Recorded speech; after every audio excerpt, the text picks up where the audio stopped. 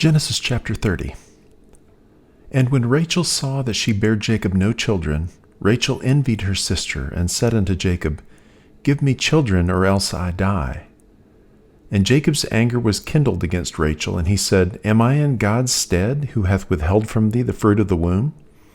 And she said, Behold my maid Bilhah, go in unto her, and she shall bear upon my knees, that I may also have children by her. And she gave him Bilhah her handmaid to wife, and Jacob went in unto her. And Bilhah conceived, and bare Jacob a son. And Rachel said, God hath judged me, and hath also heard my voice, and hath given me a son. Therefore called she his name Dan. And Bilhah Rachel's maid conceived again, and bare Jacob a second son. And Rachel said, With great wrestlings have I wrestled with my sister, and I have prevailed. And she called his name Naphtali.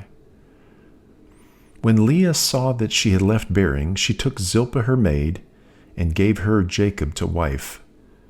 And Zilpah Leah's maid bare Jacob a son. And Leah said, A troop cometh, and she called his name Gad. And Zilpah Leah's maid bare Jacob a second son.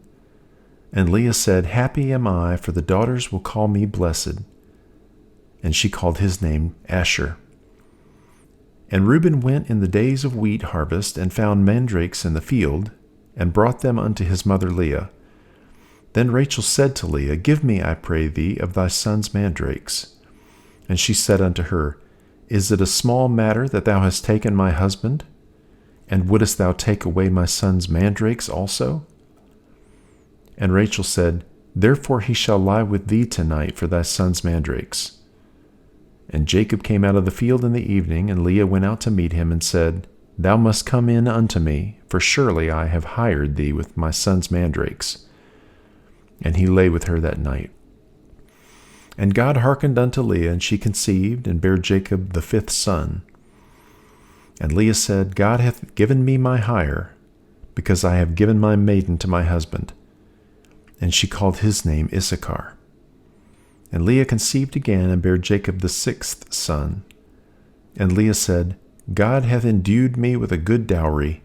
Now will my husband dwell with me, because I have borne him 6 sons. And she called his name Zebulun. And afterwards she bare a daughter, and called her name Dinah. And God remembered Rachel, and God hearkened to her, and opened her womb. And she conceived, and bare a son, and said, God hath taken away my reproach. And she called his name Joseph, and said, The Lord shall add to me another son. And it came to pass, when Rachel had borne Joseph, that Jacob said unto Laban, Send me away, that I may go unto mine own place and to my country. Give me my wives and my children, for whom I have served thee, and let me go. For thou knowest my service which I have done thee.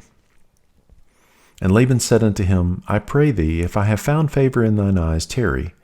For I have learned by experience that the Lord hath blessed me for thy sake. And he said, Appoint me thy wages, and I will give it. And he said unto him, Thou knowest how I have served thee, and how thy cattle was with me. For it was little which thou hadst before I came, and it is now increased unto a multitude. And the Lord hath blessed thee since my coming. And now when shall I provide for mine own house also?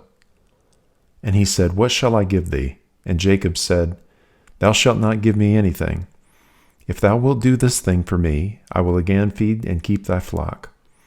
I will pass through all thy flock today, removing from thence all the speckled and spotted cattle, and all the brown cattle among the sheep, and the spotted and speckled among the goats. And of such shall be my hire. So shall my righteousness answer for me in time to come, when it shall come for my hire before thy face.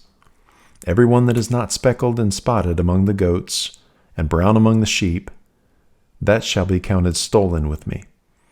And Laban said, Behold, I would it might be according to thy word. And he removed that day the he-goats that were ring-straked and spotted, and all the she-goats that were speckled and spotted, and every one that had some white in it, and all the brown among the sheep, and gave them into the hand of his sons. And he set 3 days' journey betwixt himself and Jacob, And Jacob fed the rest of Laban's flocks. And Jacob took him rods of green poplar, and of the hazel and chestnut tree, and pilled white strakes in them, and made the white appear which was in the rods. And he set the rods which he had pilled before the flocks in the gutters and the watering troughs when the flocks came to drink, that they should conceive when they came to drink. And the flocks conceived before the rods, and brought forth cattle ring-straked, speckled, and spotted. And Jacob did separate the lambs, and set the faces of the flocks toward the ring-straked, and all the brown in the flock of Laban. And he put his own flocks by themselves, and put them not unto Laban's cattle. And it came to pass, whensoever the stronger cattle did conceive, that Jacob laid the rods before the eyes of the cattle in the gutters, that they might conceive among the rods. But when the cattle were feeble, he put them not in. So the feebler were Laban's, and the stronger Jacob's. And the man increased exceedingly, and had much cattle, and maidservants, and menservants, and camels, and asses.